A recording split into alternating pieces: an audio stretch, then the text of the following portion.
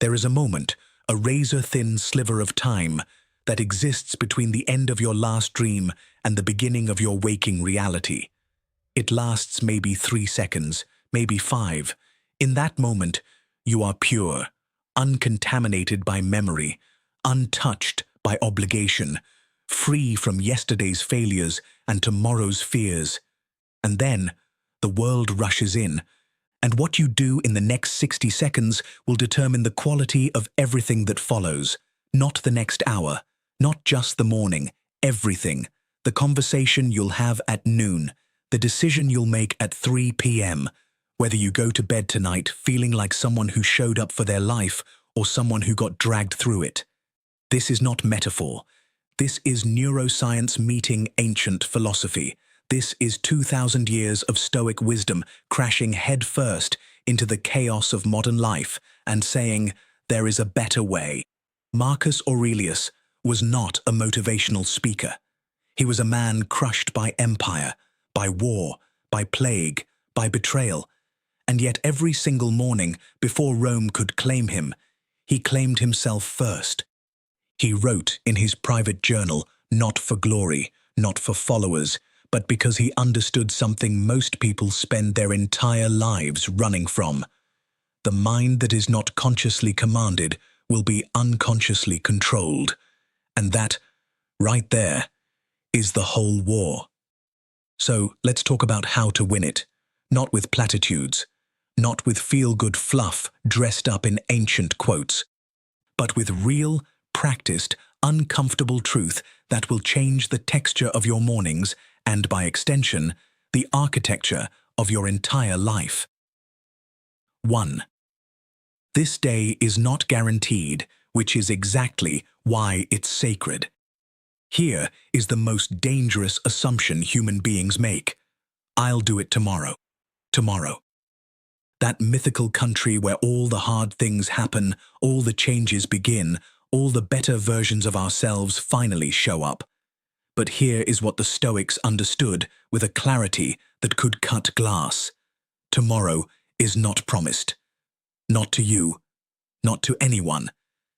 Seneca, who spent decades watching powerful men squander their days waiting for the perfect moment to start living, wrote with barely contained frustration that we act as if life stretches endlessly ahead of us, when in reality we are hemorrhaging it by the hour. This is not meant to fill you with dread, it's meant to fill you with urgency.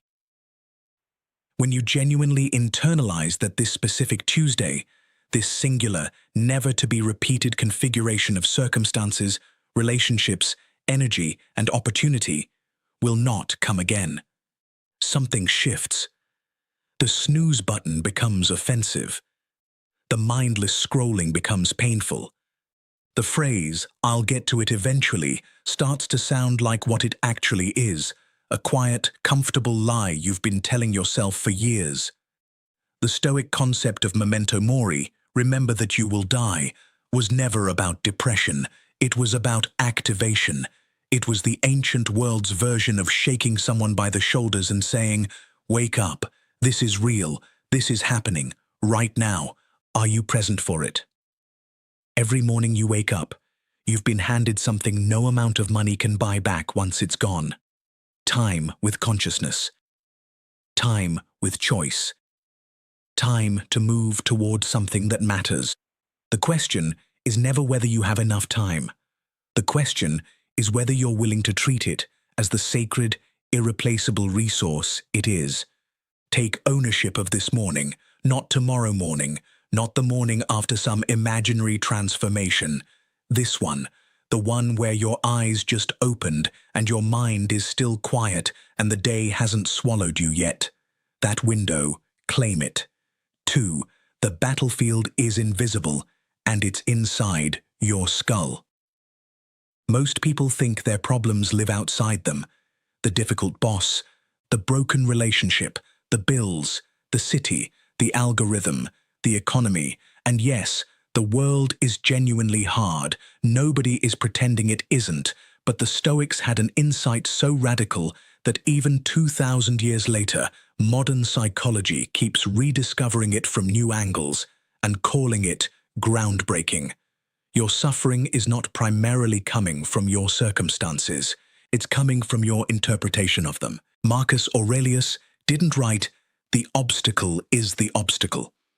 He wrote that the obstacle is the way, that the thing standing in your path is not your enemy, it's your curriculum. And the curriculum only teaches you if you approach it with the right mind. And here is where mornings become everything. Because thoughts are not neutral passengers. They are architects. Every thought you entertain long enough begins to build something, a mood, a belief, a pattern of behavior. By the time most people realize they've been living inside a mental architecture designed by their worst fears and oldest wounds, years have passed. The Stoics practiced something they called prosophe, radical self-attention. Watching your own mind the way a surgeon watches a procedure. Not with judgment, but with precision. When you wake up and anxiety immediately floods in, and it will, because that's what unguarded minds do, the Stoic response is not to suppress it. It's to observe it, to ask, what is this thought actually claiming? Is it true? Is it useful? Does obeying it make me stronger or weaker? That single habit, the habit of interrogating your own mind rather than blindly obeying it, is perhaps the most powerful thing you can do in the first 10 minutes of consciousness.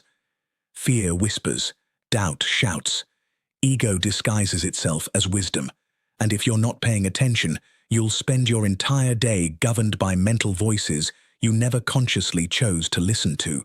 So choose, deliberately, every morning, decide which thoughts get a seat at the table of your consciousness and which ones you're walking past without stopping to engage. Your mind is not your enemy, but left unguarded, it will absolutely become one. 3.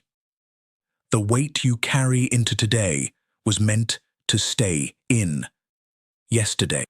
There is a particular kind of exhaustion that has nothing to do with sleep. It's the exhaustion of carrying things that already ended, conversations that closed months ago, decisions that can't be unmade, versions of yourself that no longer exist except in the stories you keep retelling. The Stoics were obsessed with the present, not because the past was irrelevant, but because they understood something deeply psychological. The past has zero power over you unless you supply the power. Every time you replay it, you're not remembering, you're reliving. And reliving is not wisdom, it's self-imprisonment with voluntary sentences. Epictetus, a man who was literally born into slavery, who had no control over his circumstances for decades, arrived at a truth that no comfortable person should be able to dismiss. The only chains that truly bind a person are the ones built from their own judgments about what has happened to them. He didn't say the bad things didn't happen. He said you don't have to keep them alive inside you. There is a practice buried in this principle. Every morning before you get up, do a brief internal audit. Ask yourself, what am I bringing from yesterday that doesn't belong in today? Resentment, shame, the ghost of an argument, the echo of a failure. Name it. Acknowledge it genuinely, because forcing positivity over real pain is just suppression wearing an inspirational mask, and the Stoics had no patience for that kind of cowardice. But after you've acknowledged it, put it down, not because you're pretending it didn't matter, but because dragging it forward costs you something you cannot afford to lose, the clarity and energy required to meet today with full presence. You are not your worst chapter. You are not even the sum of all your chapters. You are the living, breathing, choosing being reading this sentence right now, with the full capacity to write something different going forward. Yesterday is closed, today is open. Walk through that door without a suitcase full of everything you couldn't fix. 4. Whoever controls the first hour controls the whole day here is something nobody tells you about mornings. They are contested territory. The moment your phone screen lights up, a war begins, and on one side is you, with your goals, your values, your vision for who you're trying to become, and on the other side is literally an industry of engineers whose sole professional purpose is to capture and hold your attention for as long as humanly possible, and the notifications have a head start. Marcus Aurelius understood that the morning mind is a fortress with the gates still open. He would begin each day by mentally preparing for difficulty, not to be pessimistic, but to be unshakable. He'd remind himself that he would encounter selfishness, ingratitude, pettiness, and chaos. Not because he was cynical, but because a prepared mind cannot be ambushed. Controlling your mind first doesn't mean sitting in lotus position chanting at the sunrise, though if that works for you, do it. It means that for the first 30 to 60 minutes of your day, you decide what enters your consciousness, not the algorithm, not the news cycle, not someone else's emergency, you. This might be silence, it might be movement, it might be reading something that feeds your intellect rather than inflaming your anxiety. Whatever it is, the criterion is simple. Does this sharpen me or does it scatter me? Because scattered attention is not just an inconvenience, it's a form of self-betrayal. Every time you fragment your focus across 12 competing stimuli before your coffee is even hot, you're training your brain to be reactive, to wait for the world to tell it what to care about, rather than deciding for itself. The Stoics called this hegemonikon, the ruling faculty of the mind, the part of you that decides, judges, responds, and chooses. That faculty is not infinitely resilient, it fatigues, it can be hijacked, and every morning it is fresh, rested, and ready to be either led by you or captured by everything else. Lead it, before anyone else gets the chance. 5. Begin as you mean to go on, completely and without apology. The first act of your morning is a prophecy. Not because the universe is watching, but because you are watching. Because the part of your brain responsible for building identity, for deciding who you are, is paying very close attention to what you do when no one is looking, when it's uncomfortable, when comfort is one arm reach away, and discipline requires getting up anyway. Seneca didn't say, begin eventually. He said, begin at once. Not when you feel ready, not when the conditions are ideal, not after one more week of preparation. Now, starting strong is not about intensity. It's not about punishing yourself into productivity with a grueling 5 a.m. boot camp routine while running on Spite and black coffee. That's performance, not transformation. Starting strong means doing the thing that matters most first, before the day builds momentum in a direction you didn't choose, before meetings and messages and the demands of everyone else's priorities squeeze out your own. Before the friction accumulates and every passing hour makes it slightly easier to justify postponing the thing that actually matters. The Stoics believed deeply in what they called the practice of virtue, doing the right thing not when it's convenient, but especially when it isn't. And there is no greater daily practice of virtue than honoring your own intentions in the first hour of your day. Because here is the psychological truth hiding inside this ancient wisdom. Every time you follow through on a commitment you made to yourself, you deposit trust into your own internal bank account. And that trust, that quiet, accumulated, unshakable self-confidence, is worth more than any external validation you will ever receive. It doesn't announce itself loudly. It doesn't need to. It just lives in your body as a steady sense of, I do what I say I'll do. I can trust myself. And people who can trust themselves, they don't need the world's permission to move forward. They've already given it to themselves, one morning at a time. Start well, not perfectly, just fully, with both feet. No half measures, no toe dipping, no, I'll try. Begin. 6. The act of beginning is more powerful than the art of planning. We are, as a species, astonishingly talented at preparing to begin. We research, we plan, we build the perfect system. We buy the journal, download the app, create the spreadsheet, watch the tutorial, talk about it with friends. We become remarkably sophisticated architects of the thing we are not yet doing. And the Stoics, who had armies to lead, and empires to govern, and plagues to survive, had absolutely no patience for this kind of sophisticated paralysis. Marcus Aurelius wrote with characteristic bluntness, "Stop arguing about what a good person looks like. Be one, right now, with what you have. In the circumstances you're actually in." The philosophy here is visceral. Clarity comes from action, not before it. You will never think your way into the right next step. You will act your way there. The path reveals itself to the person moving forward, not to the person standing still waiting for a map. Procrastination is not laziness, and it's worth understanding what it actually is, because once you see it clearly, you can stop being manipulated by it. Procrastination is a fear response. It is your nervous system, dressed up in reasonable-sounding language, protecting you from the vulnerability of trying and possibly failing. It says, "You're not ready yet," and it sounds wise. It says, "Wait for the right moment," and it sounds patient. It says, "Do more research first," and it sounds responsible. But beneath all of it, it's just fear. Fear that you'll try and it won't work. Fear that you'll discover your limits. Fear that the version of you who acts will be smaller than the version of you who only imagined. The Stoics knew that courage was not the elimination of fear. Courage was action alongside fear. It was moving forward while terrified because you had decided that your values mattered more than your comfort. Every morning you act instead of wait, even in something small, even in something ordinary. You're practicing that courage. You're rewiring the pattern. You're telling your nervous system, "We are the kind of person who moves," and slowly, then suddenly, that becomes true. 7.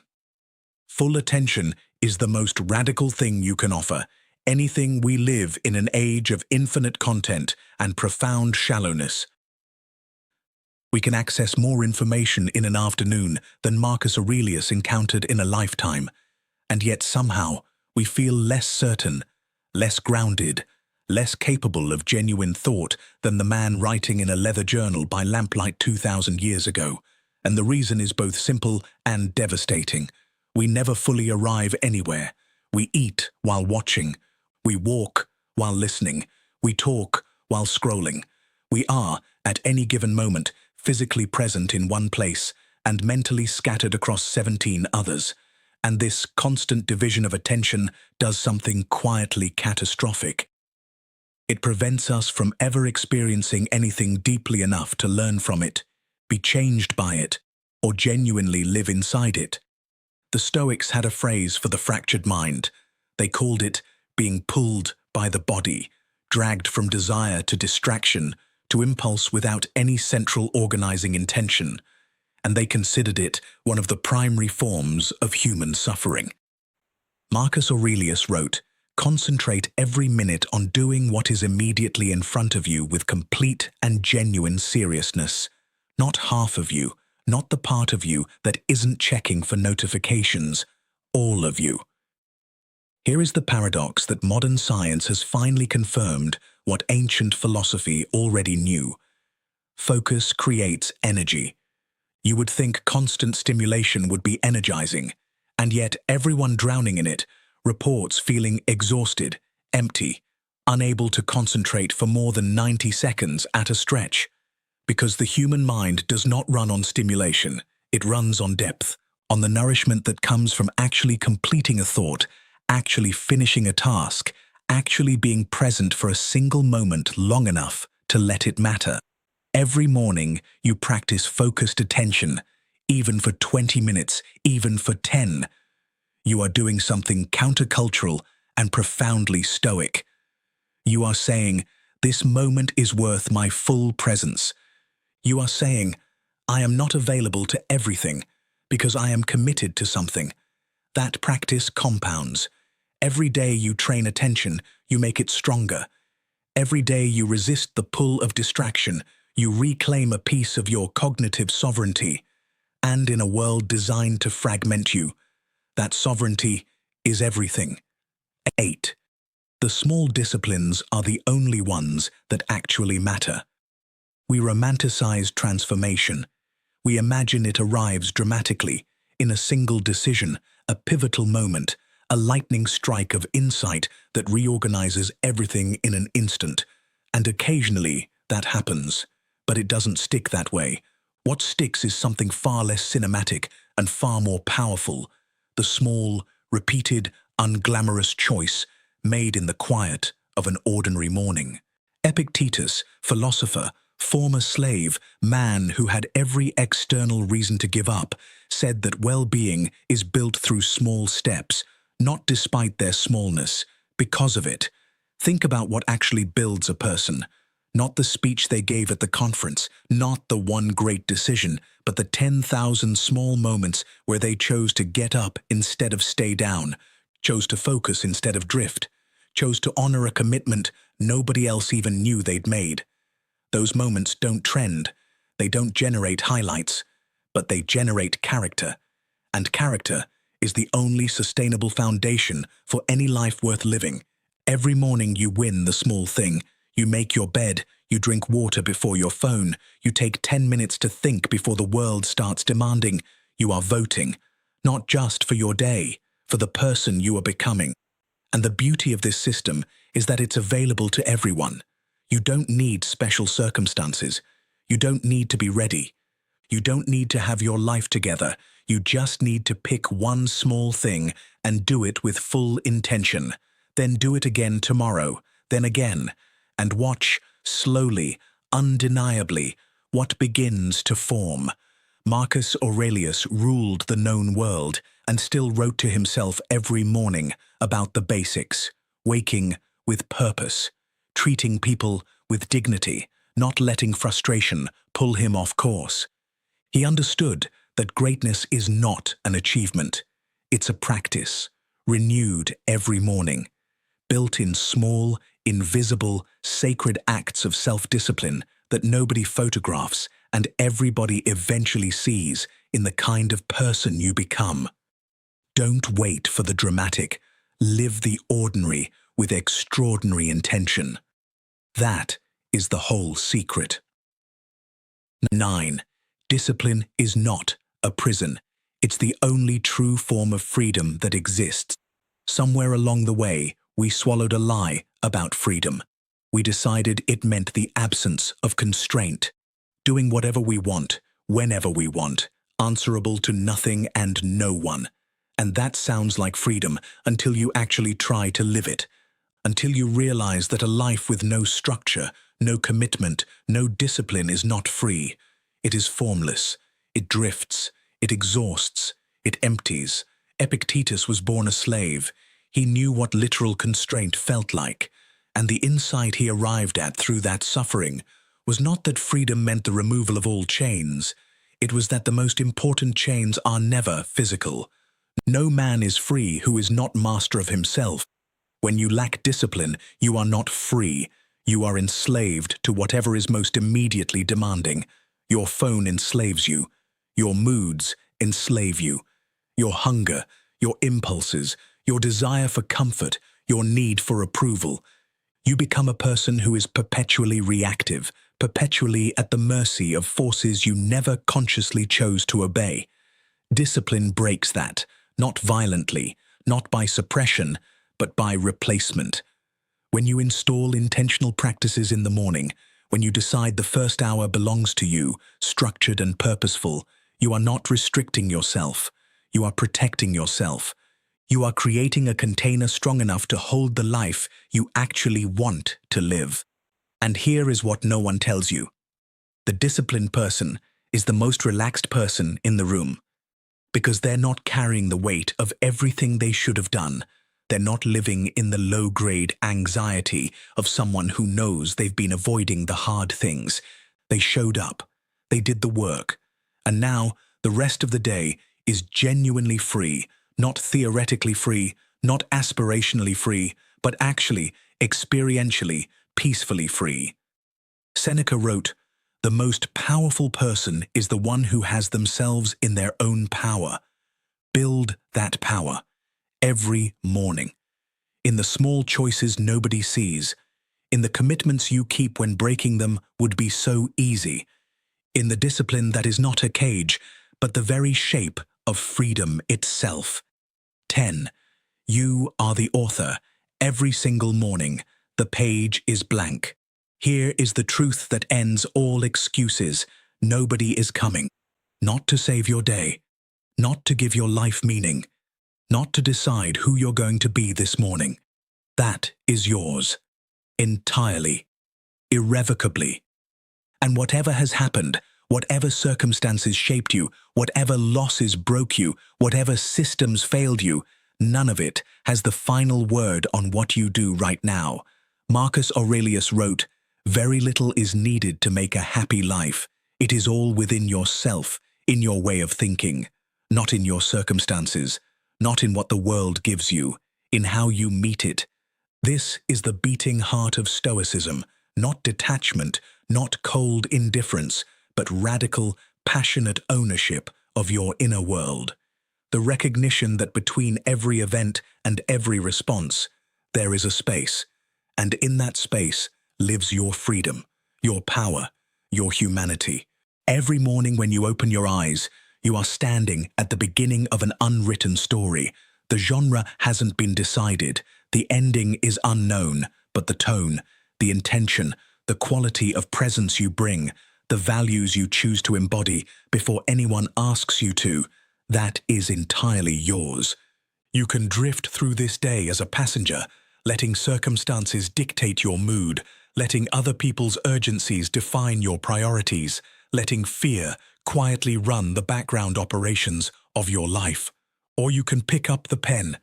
You can decide, not once, dramatically, in a moment of inspiration, but every single morning, in the quiet, before the world rushes in, that today you will be intentional, that today you will be present, that today you will do something, however small, that aligns with who you are trying to become.